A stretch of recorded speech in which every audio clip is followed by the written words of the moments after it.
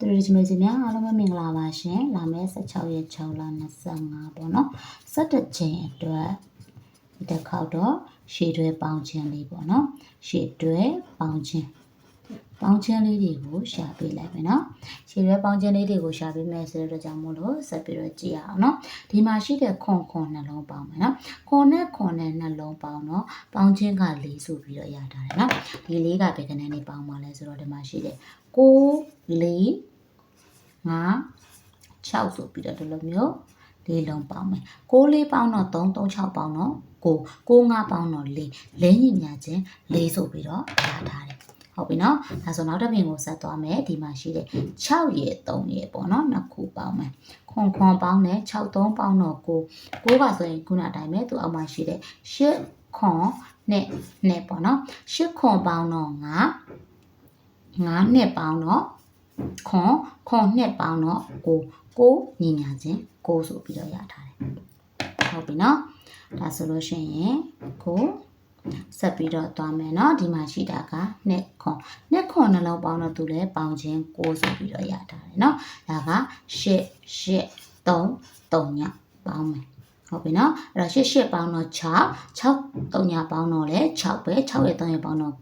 9ညီများချင်း9ဟုတ်ပြီနော်ဒါဆိုရင်ဒီမှာရှိတဲ့3ည9နှလုံးပေါင်းတော့ပေါင်းခြင်း9ဒါဆိုလို့ရှိရင်ဒီမှာရှိတဲ့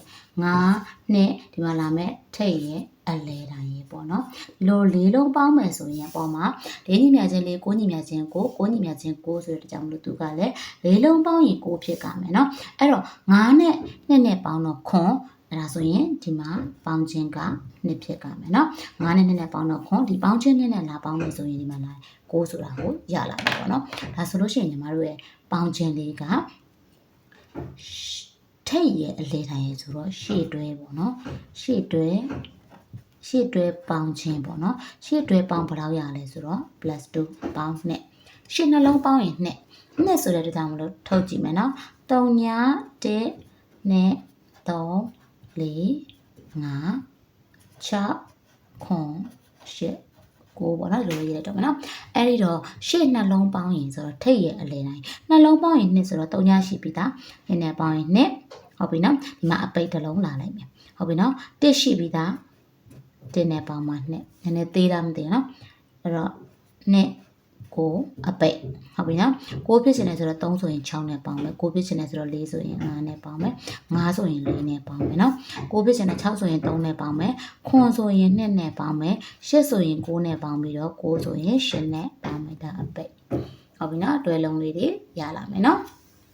ဒါကတော့လာမယ့်ပတ်တန်ညီမရှာရထားတဲ့ကဏ္ဍလေးတွေပါနော်အဲ့တော့ကိုတို့မတို့ကကြိုက်တူမကြတဲ့မဆိုလိုက်ပြီးတော့ကစားကြပါအားလုံးပဲလာမယ့်ပတ်မှာစစ်ပြေကံကောင်းကြပါစေလို့ဆုတောင်းပေးလိုက်ပါရှင်အားလုံးပဲကျေးဇူးတက်ပါတယ်ရှင်